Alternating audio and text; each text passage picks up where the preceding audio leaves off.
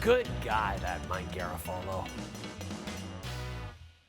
We love having Mike Garafolo from the NFL Network on the show every week to chat a little NFL. And the Chicago Bears, mired in a 3-game losing streak, made a change on Tuesday. They fire offensive coordinator Shane Waldron, who lasted less than a calendar year. Mike, I assume this firing is directly tied to the recent struggles of #1 overall pick Caleb Williams, well documented. And the entire offense, 3 points against the New England Patriots, the 30th offense. I think they're 30th in yards, 24th in points, or vice versa. I've been saying it all day, and for some reason right now I'm not confident in what my assessment. But either way, those are not great rankings, Jay, for an offense that started to put pieces in place even before Caleb Williams came around. You know, usually you have a first overall pick as a quarterback, and it's usually on a bad team. I mean, that's why they're drafting #1 overall. Not the case with the Bears because of that trade with the Carolina Panthers, and they already had those receivers and tight ends and started to work on the offensive line, added DeAndre Swift, so they really thought that they were going to be able to hit the ground running with Caleb Williams because he was supposed to be a prospect that was NFL ready more so than some of these other guys. And you can't help but think that the Bears are looking around, looking at what Jaden Daniels is doing. Even Drake May's showing you a little bit, Bo Nix as well. And why is our guy going the other way? And listen, frankly, I'll put it to you this way. And we're going to talk to about the Commanders in a second. I talked to some folks with the Commanders recently. What Cliff Kingsbury is doing down there as the offensive coordinator is putting Jaden Daniels in a position to succeed. Shane Waldron did not do that with Caleb Williams. So out Williams goes, Thomas Brown comes in. It'll be his second time being a play caller. He was a play caller with the Panthers, but Frank Reich gave it to him and then took the play calling away, and it was like back and forth the whole season. So this will really be his first clear runway to be a play caller. He's got to get going, though, because Matt Eberflus is on the hot seat. This is the move that you make as a head coach to communicate to ownership. Well, give me a chance to change my offensive coordinator, my play caller, get Caleb Williams moving in the right direction, and I can hang on to this job. Jay, it's a brutal schedule for the Bears down the stretch here, and unless this thing turns quickly, I got a feeling we're going to be changing more than just a play caller in Chicago after the season. Well, and speaking of struggling teams, let's get a little closer to your home base. The New York Giants, 2-8 on the season. Yep. Lots of rumors about changes either on or off the field. Their GM came out this week. He said, I don't think we're that far off. Could there eventually come a tipping point, Mike, where moves will have to be made?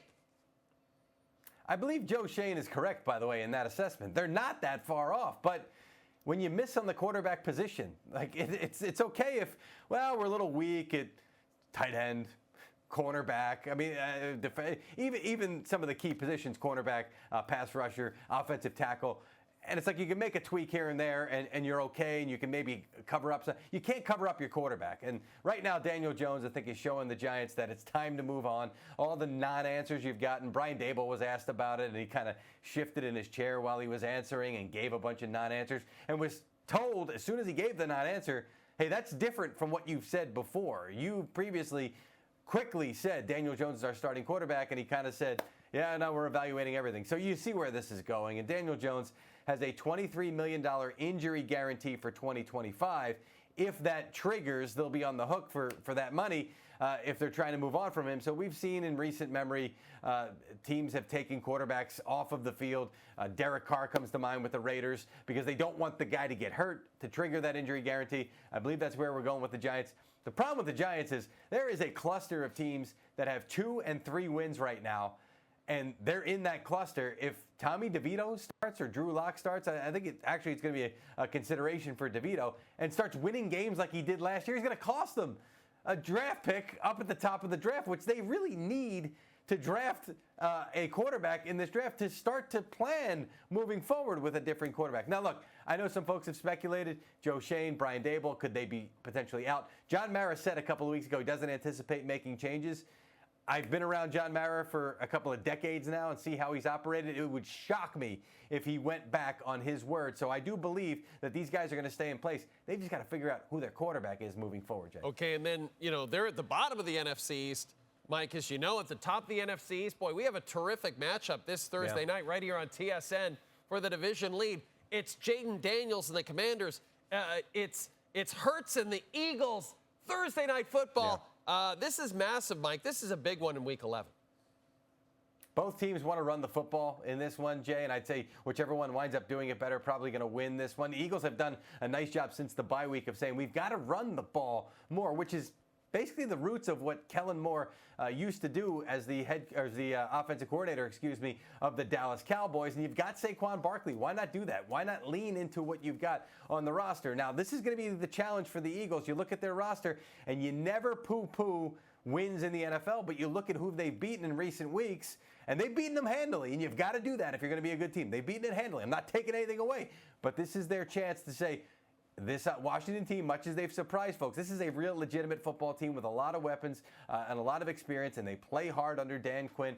We've got to beat this team to be that litmus test for us moving forward as we get down into the stretch run for the Eagles. And for Washington, I talked about it, Kingsbury, the way he is coaching up Jaden Daniels, the way that this team, even with that loss the other day, I can already sense it just in talking to folks. They've bounced back. They are moving forward. They've got a great atmosphere down there in Washington. They are riding that momentum. They are riding that positivity. I think it's going to be an absolutely fantastic game on Thursday, and I will be there to cover it for NFL Network. Oh, I love that. Mike, again, if you're a Washington fan and you spent all that time under Dan Snyder, this has just got to be like the clouds parting, like a breath of fresh air. Mike, before we wrap, 111th Grey Cup going this Sunday. BC plays Vancouver. Toronto Argonauts against the Winnipeg Blue Bombers. Who do you have, Mike? Well, I see that Winnipeg is a hefty favorite in this one, but I do like the way that Toronto's had their number this year, and they're 2-0 against them in the regular season. And I think that that's a big thing for a team to have that confidence on their side, knowing we've handled this team during the regular season. So I probably lean on with the upset on this one. I got a sneaky suspicion, not just a with the points type of dog, an outright victory. This is going to be an interesting one for me. I'm going to lean toward the dog in this one. Where do you stand on the Jonas Brothers? They're the halftime show, Mike. Jonas Brothers, where are you at? I love the Jonas Brothers. I think they're incredibly talented. I saw one of them on Broadway in How to Succeed in Business Without Really Trying. Don't even ask me which one it is. I'm going to go with Nick. I think it was. Not positive. It was fantastic. There you go. I love it. What a fantastic plug for the Grey Cup on TSN this Sunday.